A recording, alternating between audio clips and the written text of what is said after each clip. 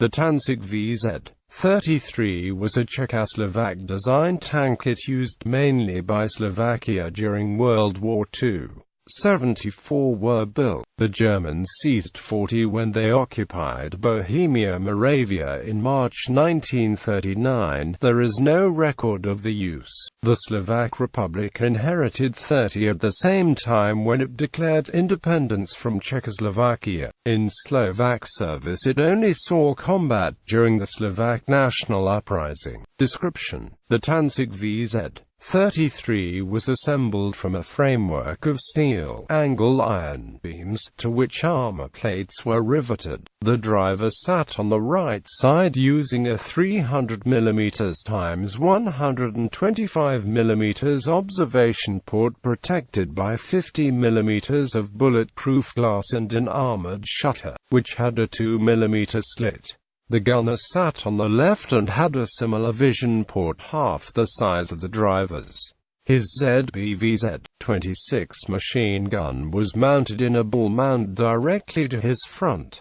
There were similar vision ports on the sides and the rear. The driver's machine gun was fixed and he fired it using a Bowden cable. 2,600 rounds were stored for the machine guns. The front armor was 12 mm thick. The sides had a thickness of 8 mm. The top was 6 mm thick and the bottom plates were 6 mm in thickness. This was deemed enough to deflect armor-piercing 7.92 mm bullets fired from distances greater than 125 meters from the front and 185 meters from the sides. Both were supposed to withstand ordinary bullets from over 50 meters. The 1.95 liters water-cooled 30 horsepower inline four-cylinder Praga engine sat directly in the fighting compartment. It had a top speed on the road of 35 km/h.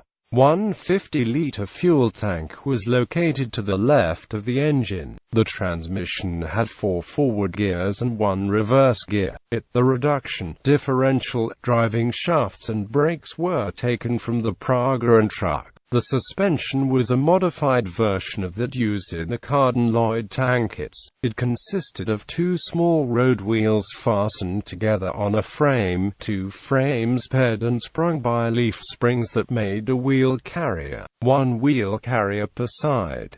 The track was guided by wooden, metal-lined frames. It had a ground pressure of only 0.5 kilograms per square centimeter.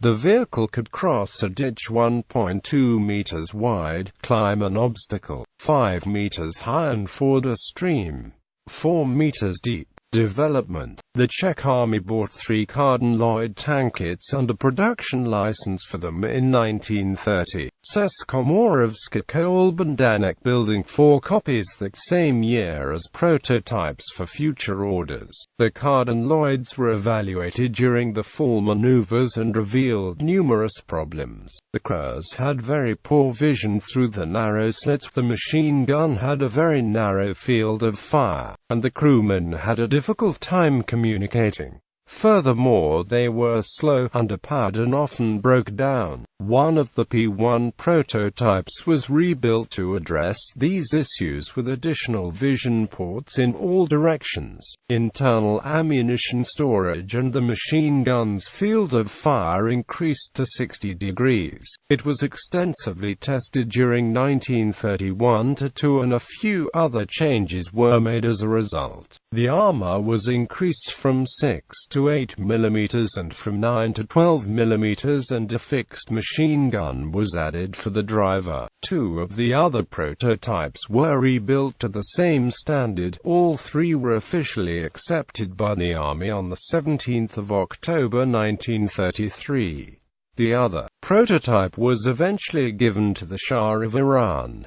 The order for 70 was placed on the 19th of April 1933, all being delivered by October 1934. Operational history: Czechoslovakia. The 1934 fall maneuvers validated the misgivings of many in the army. The gunner had trouble holding his weapon at speeds over 10 km/h and could not lay it properly at all. The driver could not use his machine gun in addition to driving the vehicle. The vehicle had trouble negotiating the terrain and proved unsuitable for reconnaissance because, while buttoned up, a crew could only see the road ahead of them. The lack of a radio made coordination among vehicles in a platoon, a larger-sized formation, impossible. While used as a substitute for the light tanks not yet in service during 1934–36, the Army decided to organize them in 3-vehicle platoons,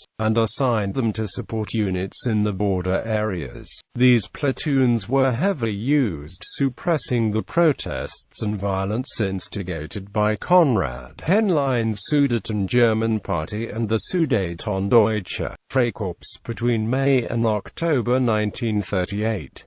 They were also used to repel Hungarian and Polish border crosses, sometimes up to a battalion in strength. They helped to screen the infantry when they had to evacuate southern Slovakia after the First Vienna Award on the 2nd of November 1938. Germany. The Germans captured 40 Tančík VZ-33s when they occupied Czechoslovakia, but there is no record of the use, so they were presumably quickly scrapped or relegated to training duties. Slovakia. The 30 Tančík VZ-33s formed one platoon in the Armored Battalion Martin, formed by the Slovak Army in mid-1939, but they were relegated to training duties during 1940. They saw some use by the insurgents when the Slovak national uprising began in September 1944, but little is known of their activities.